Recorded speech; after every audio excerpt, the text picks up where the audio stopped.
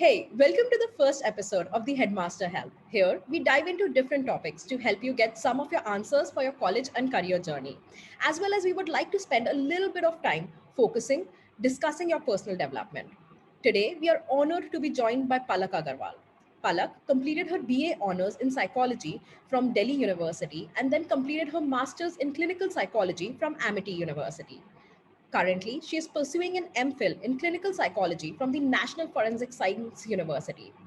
She is a UGC NET certified counselor and researcher, a psychologist, and most importantly, a social influencer determined to educate her and help her audience find meaningful ways to improve their mental well being. Welcome, Palak. It is great to have the opportunity to chat with you today. Thank you so much, Sakshi. It was such a lovely introduction I could ever have. Thank you.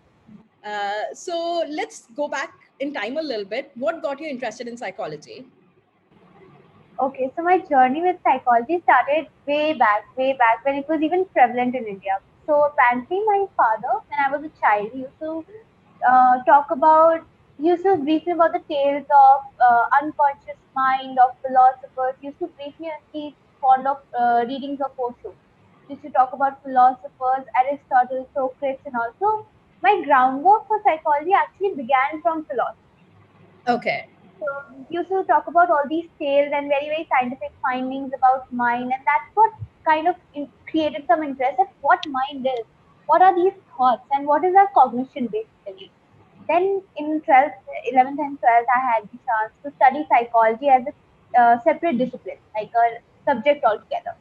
So where we had our teachers talking about theories of personalities, theories of intelligence, then we used to talk about all these divisions of mind, conscious, subconscious. We had these famous theories of Dr. Sigmund Freud, Dr. Carl Jung, all of it in 11th and 12th. Now, since the theoretical groundwork was set, I decided that I want to pursue my career in this field. Now, how did I get into clinical psychology? That is another zone. So when I came in my BA first year, Yeah. I had the chance to intern with the doctors of AIMS in Mental Health Foundation India. That was my first internship. And Okay. I saw doctors working day and night, day in and day out. They were just working so passionately towards their patients, and they genuinely saw their patients as, not separating mental health from their physical health and viewing it all together. They used to stress upon this fact that mental health is actually very important, more Yeah. than you realize it, more than you acknowledge it, and more than you actually uh, more than actually you accept it in the Yeah. society. It is very important, and it has a drastic impact on your physical health, on your personality, on your well-being, everything. Everything is correlated. So that's when I developed the keen interest to study clinical psychology, especially in terms of psychopathology, how it emerges, the etiological factors that are behind it, and how, like, since childhood, what kind of childhood traumas plays into a personality shaping. All these things were my major interest. So then I did my bachelor's in psychology. That's when I decided that okay, this is it. I'm going to do MA and I'll plan for MPhil. So I decided it since the very early years of my career. But till now, like it's been 7 years I'm into this field, I feel that I have so much to learn and so much to, grasp. Like it's like miles to go before you sleep. Yeah. It's very passionate. Do you think there is any change? So, like of late, mental health awareness has been increasing in India, which was something which people didn't talk about, a few years back. From your perspective, Yeah. has anything changed recently in the way people are approaching these topics? Certainly, it has changed drastically. It is a very positive wave in our country Yeah. to see people realize the importance of mental health, destigmatized, especially in urban areas. It's being destigmatized a lot. People are coming up talking about their mental health issues, how it's impacting their life.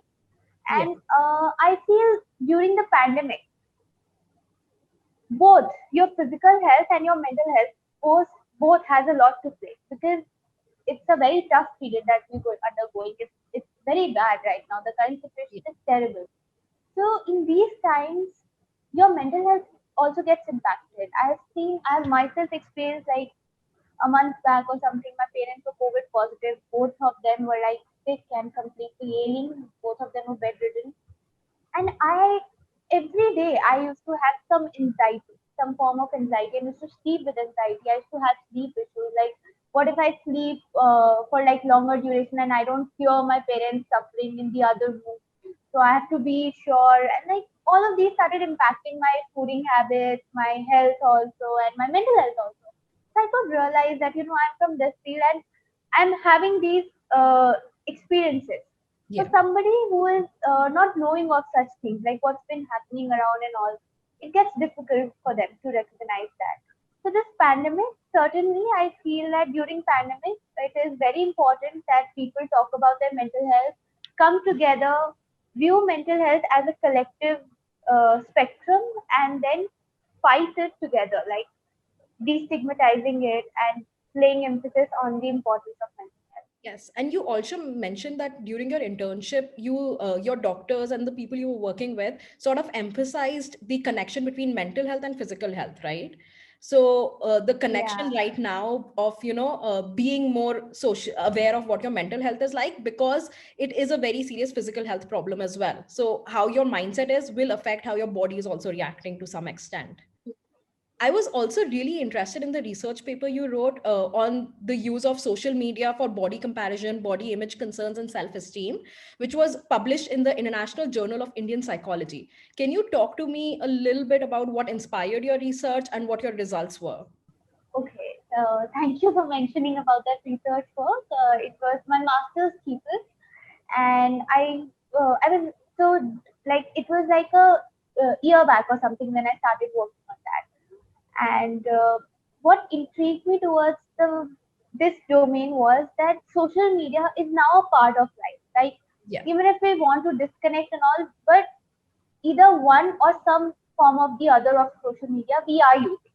yeah, I might not be on Instagram, but I'm on WhatsApp. I might not be on Facebook, but I have to have some app just to yeah, connect with people. Of course, it's a boon. It has enabled people to connect from the world, to share information, and there are multiple factors which are like it's like a blessing in life. yeah, It has created huge business, huge profits, given I think it has created entrepreneur mindset, and all of it. But coming to certain negative impact of social media, one of the most important and prevalent issue was that people compare themselves on social media. yeah, You, I, maybe third person X, Y, Z. We always tend to compare because we're constantly seeing that okay, this person is doing that, this person is doing that. What we don't realize is that it's the part of life and not their entire life. yeah, It's a segment that we want to portray, that we want people to see. yes, But on the other hand, now seeing the other person in certain shape or certain size impacts my mental health. That why can't I be like her? yeah, This need to belong and this need to be uh, in like you need to have this. There's a tendency for people to have a need to belong and to be belonging to a homogenized group. Like yes, I should be a part of some category that gives me recognition, yeah, that gives me acknowledgement, and that gives me validation. So that's what I felt that social media somewhere of course it's being used for to display your interests, talents, and all of it. But on the other hand, a lot of us also use it for social comparison to yeah, compare our body with it. And I found certain strong implications. I was reading some articles also. So lately, I read this research work. It was done by Crohn's, and it said that social media has created such a drastic impact on body image that people currently report of substance use disorders, body dysmorphic disorders, obsessive compulsive disorders, and anorexia nervosa, which is a serious condition yes, and it needs certain treatment. It needs certain therapy. So how we use more than social media being that, how do we use it is what impacts us. Am I using it the way it's prospering my growth, or am I using it the way it kind of hampers my growth? So that's what impacts it. I strongly believe that. I Yeah. think because nowadays we need to rationalize that how should we use it, and rather than comparing ourselves, we should create a world which is like celebrating the uniqueness of every individual. I am beautiful the way I am. That's what the concept should be about. So I feel that gradually certainly changes are emerging, and in the upcoming future we shall see more positive change. Fingers crossed on that, because I feel like there is also this thing where the social media algorithm almost works in a way where it sort of promotes the things you search. So like for example, a few days ago I searched about, skincare, certain things about my skin I wanted to sort of change, right? And since then my social media has just been bombarded with ads regarding that. It sort of reinforces the one insecurity or the one thing you are focused on at the point in you. Yes, yes. So there's a show that I lately saw on Netflix Yes. about how social media creates algorithms of what you search for, and then it creates like a prototype of your search history and all, and then gives you the links and pictures or like search bars of the things that you've been searching earlier, like related to that, so that you're completely engrossed. Your Yeah. attention is not taken away.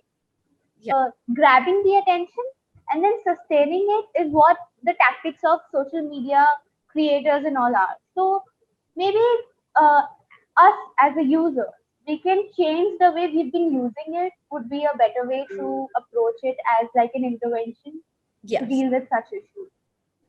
So, like currently with the lockdown, there is so much, we are very dependent on social media, right? As you mentioned, we have at least one or the other social media app which we are using to connect with the outside world, right?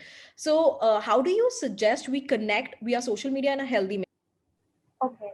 So currently, I feel that since it's the time of pandemic and everybody needs some or the other help, I feel in times of pandemic, social media is a great use.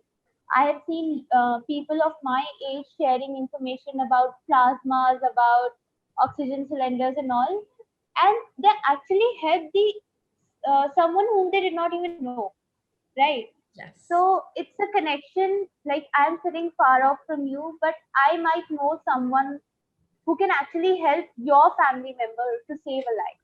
Yes. So I think in this sense, social media is a it's a boon, and people are definitely using it right way. And especially in terms of pandemic, or people who are not using social media in such ways, I would strongly suggest that you know at this point it is very important that overlooking everything, you firstly, especially for your near and dear ones, look out. Go out, just message them, just once message them if they're under COVID or something. Hey, are you okay if you need something or not? Because apparently a lot of us have a lot of friends on social media, but when it comes to real friends, we're actually missing out on people. That's one thing we can do. So you spoke about how social media can be used positively right now. I was just wondering, like, right now with news and the amount of content you have on social media, it is also impacting people negatively, right? Because you're continuously reading these sad news. So how do you sort of disengage with that and figure out when social media is impacting you negatively versus when you're actually using it more productively? Yeah, certainly. Social media, like when reading this news and all about Corona, and then it's sadness and grief all over, and I can't like ignore it, because ignoring is somewhat, I feel it's, in my personal opinion, I feel that if you ignore it, somewhere you're just denying the reality. You Yeah. cannot live in denial. It's the reality, it's out there. So maybe you know it. Now, what can I do? Since I cannot stop the bad, at least I can promote the good. Just by sharing a post, about plasma, about oxygen cylinder availability and all, which most of us, a lot of people are actually doing it. They're sharing it, they've created NGOs and all. I think altruism can somehow increase the positive emotion. Yeah. So that's what I feel, that in such ways we can utilize social media, some form of altruism, and at night before going to sleep, maybe you're listening to some motivational TED talk, maybe you're doing some kind of a painting, some kind of a music, just for like a temporary distraction, just to have a sound sleep. Because Yeah. sleep is essentially very important. I've realized it in a couple of days. And your mental health and your physical health has to be very, very, very, intact. Okay. Is disengaging from reading these things constantly and sort of taking that time for yourself in any manner you want, and making sure you're having positive vibrations and influences through TED Talks and all these things around you. Temporarily, just before you go to bed, because certainly we cannot deny what's happening around. It's been happening around, and we need to solve it out. So taking a part as a solution maker, and also like keeping your mental health and physical health intact is what I feel, because but it's our people, it's our country, Yeah. and also keeping your health intact. Yeah. We need to do our part in helping our country. Yeah, But I was certainly, also certainly. wondering, since that we are a college and career counseling firm, a lot of our students right now who have applied abroad, right, are still waiting to hear back from their universities about their decisions. Even though I think it is a little bit self-indulgent right now when there is so much going on, but it is also important to sort of focus on yourself, your future, your career, and your growth plan, right? So a lot of them are seeing that, their peers may be accepted to a university from which they haven't heard back yet, which definitely impacts you differently when you are all isolated. You cannot meet people in person, and you're just seeing other people post stories online about, hey, I got in at this university, hey, I just got this much scholarship, or all these achievements. It makes you a little bit insecure about your futures and your career plans right now. How do you tackle all of these emotions? Certainly, certainly. There's no denying the fact that the first and foremost reaction is going to be of sadness, of anxiety, full of anger and resentment, that you're going to feel that, okay, my fear got through, but why did I not get through? Why God has to be unfair to me? So these thoughts are very natural. How we deal with it is what makes a difference. Okay. So I might get these thoughts, you might get these thoughts, XYZ might get these thoughts. But how, till what time are we bearing these thoughts? Like, is it hampering my studies? Is it hampering the way I'm functioning at home? Maybe like I'm doing some kind of activity or something, but I'm not able to do because I'm constantly thinking of all these things. Is it impacting my relations with my family and my friends that I've taken it off and I'm not talking to that person? So I feel that if you get these thoughts, and what you can do is to acknowledge them. Okay, firstly, I've been feeling it. Yeah. I know it's wrong to feel it.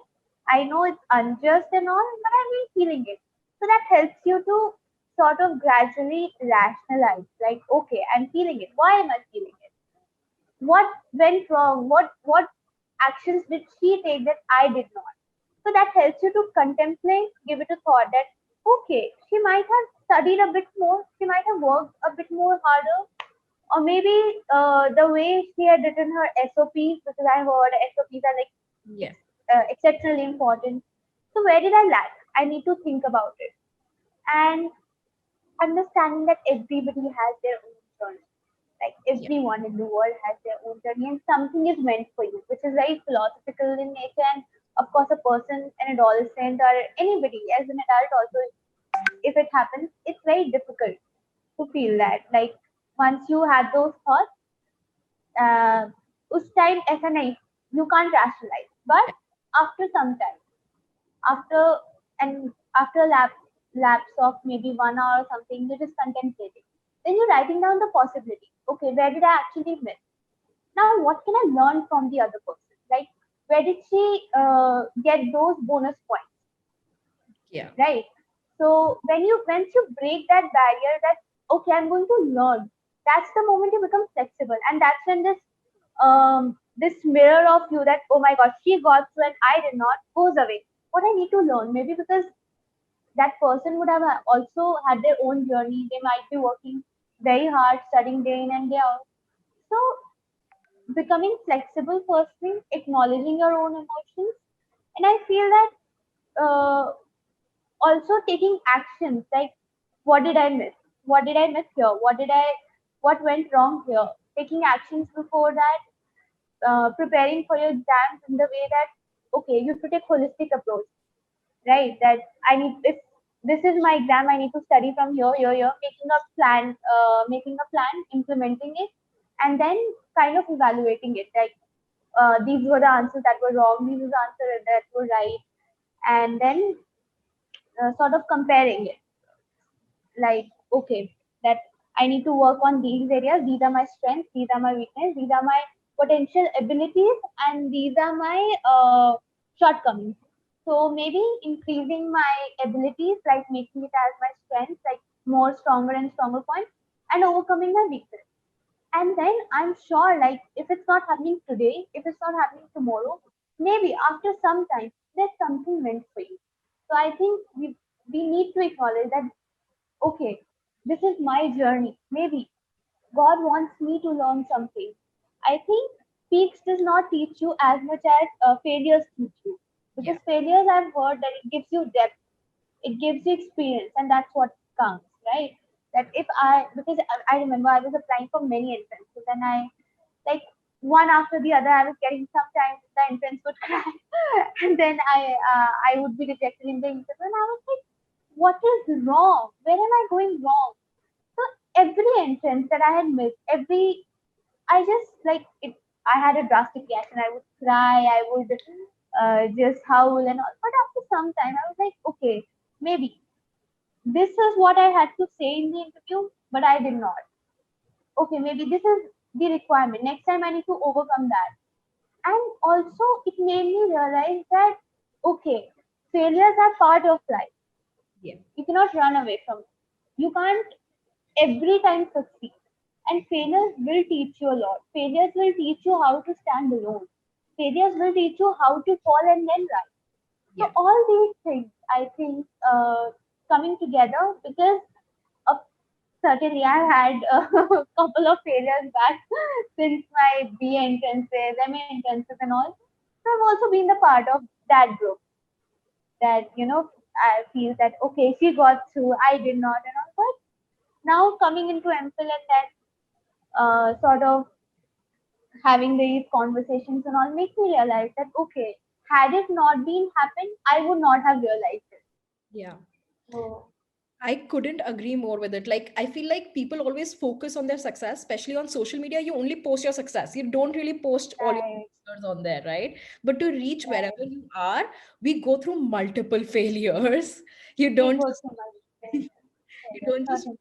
and also I really like your point about time. Like, we all have our different journeys. We may all end up at the same place, or we may end up at completely different places, but our journey to that place may be drastically different, even if it's the same place.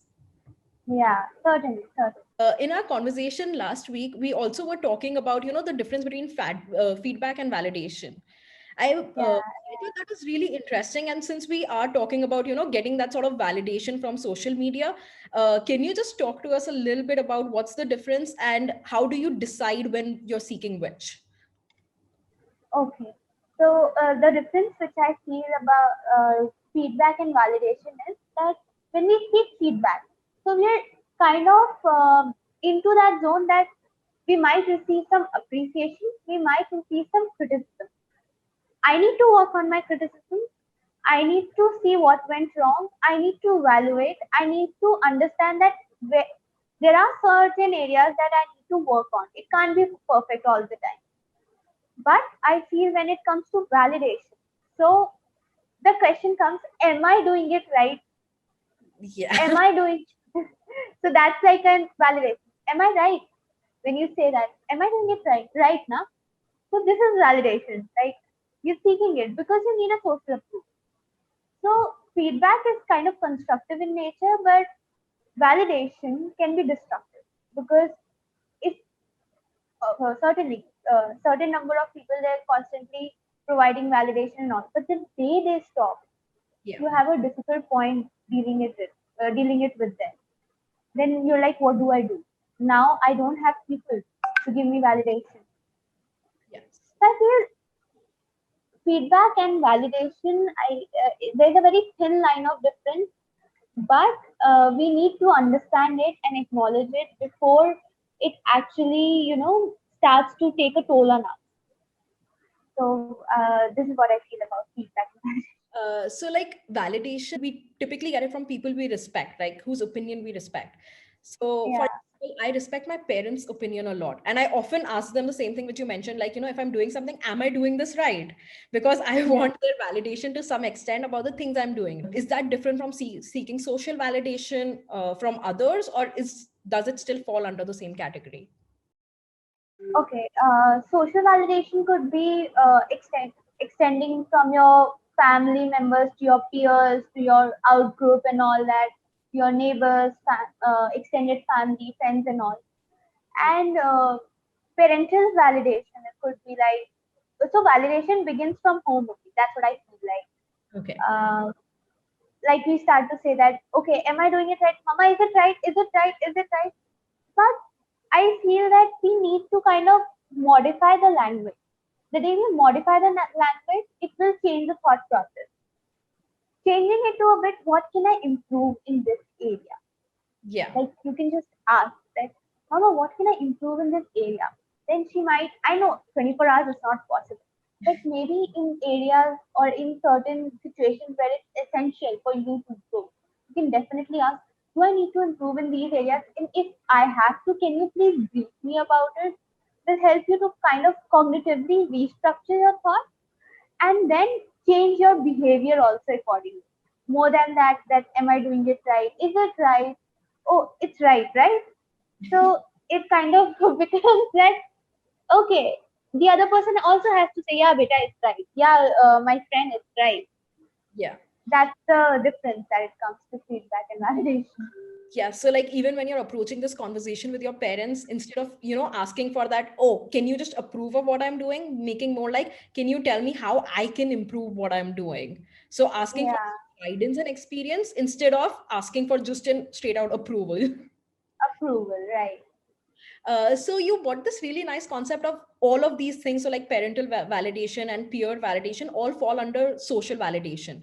So like Right. sometimes we also seek validation for ourselves. Like we are not asking somebody externally, but we use social media to maybe post something or do something to self-validate, right? Uh, Yeah.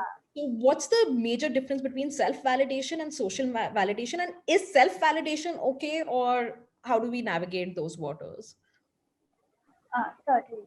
So when we seek self-validation, so maybe okay, so these two concepts are very much interconnected. Also, they're intertwined, and somewhere there's a thin line difference. So social validation and self-validation comes into play when we are like dealing into social media. Now, I post something not because that it's kind of representing my thought and my opinion. It's kind of representing a thought that makes me fit into a particular category. So that's when this social media validation comes into play. And then when I get a hit a like or a like a button pressed on my social media that okay, you're doing it right. Okay, that's good. So you just feel that okay, I'm fitting into a category. Okay, I'm belonging to a certain category. It's a positive reinforcer. But to what extent? To the extent that I compromise my individuality? No. But I have seen certain people on social media and the way they use it. So they represent what they're actually passionate about. And that's what people like to hear and enjoy. They don't care if it's like people's validation. They represent that this is my inner world and I'm putting it out there. This is my passion. And that's what people like to hear and enjoy more than seeking validation. Because certainly you've taken birth on this planet, you're growing and all. You're coming across as an individual. Yeah. You are developing your own individuality and you're just crushing it because I have to fit in. So maybe differing from the fit in category, Yeah. maybe differing from this urge to belong to a particular group can actually help us promote self growth, celebrate individualities and uniqueness and differences. More than that, okay, everybody is doing it, so I have to do it. What you want to do it? How you want to use your social media to display what you like? Maybe I might like apple today, but because everybody is liking oranges, I have to put oranges or mangoes out there. But I enjoy eating apple, so why can't I put apple?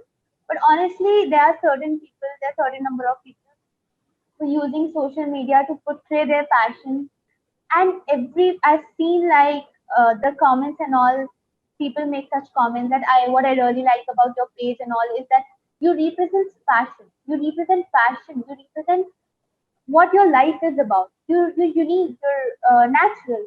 So I think using social media in an authentic manner to portray what you are rather than portraying what you're trying to be is what makes a difference. Yeah. So I like in society, I see there is a lot of these things which we're doing online, which you mentioned, saying things or posting things in a certain manner to fit in, which sort of fall into our offline life as well, right? When we are interacting with our friends, with our families, we sometimes say things which we may not completely align with in order to not be an outcast, if I may use that Yeah. word. So how do you think, is that also a form of validation if it's like not on social media that you're seeking in order to belong to a certain group, or would that fall under something else? Certainly, it would fall under validation, seeking approval, the need to belong and all. But again, to what extent am I doing it that I'm compromising my own individuality? It's kind of I feel that I personally feel that takes away my own identity. Yeah. So How do you course correct in this situation? So like when you are, sort of you realize that, okay, this is maybe not something I'm aligning with, but maybe I'm saying this because, people around me are saying this, and which is impacting my mindset right now. So how do you course correct in that situation? okay, so taking an example, if it's like a real life conversation. So maybe if you're sitting in a circle and everybody is having certain opinions and you differ from that, so you can just say that, hello everybody, I'm just differing on this opinion. In my personal opinion, I feel that this is the thing. I respect each of y'all's opinion, but I differ on this point. Yeah. And there's a reason and there's a rationale that I provide because why I differ and all, explaining your point of view, and then taking others' perspective also. You should be able to take that. That's one of the most important things. Just because you feel a certain way, you cannot be aggressive about it. Being flexible is the utmost important thing. Yeah. So I feel that, but okay, please provide me with the feedback that what you feel is because your feelings, your opinions are also equally important. So laying emphasis on both yourself as well as others' approach towards you, and then amalgamating it, then evaluating that okay, if it's like how can I improvise my thoughts in certain areas? How do I maybe like evaluate it? How do I recognize it? And how do I accept others' opinion? Accepting others' opinion and putting forth your own opinion. I feel these two things are essentially important. That that helps you to kind of belong to the group also and develop your own identity as well. So, like, you may accept somebody's opinion, but you're always afraid that, a person may isolate you because they do not agree with your opinion, right? So, how do you approach that feeling inside of you when you're talking to somebody and you're like, I don't want to be isolated, or judged for my opinion? So, how do you approach those conversations? Right. So as I just mentioned that you're just stating that okay, I respect everybody's opinion, and your opinion is of your own, and here I am that I'm representing my own opinion. I think to be having a healthy discussion, we need to be saying it out loud that this is my opinion. I feel that this is so, and to actually kind of discuss about it, we need to be accepting and open minded.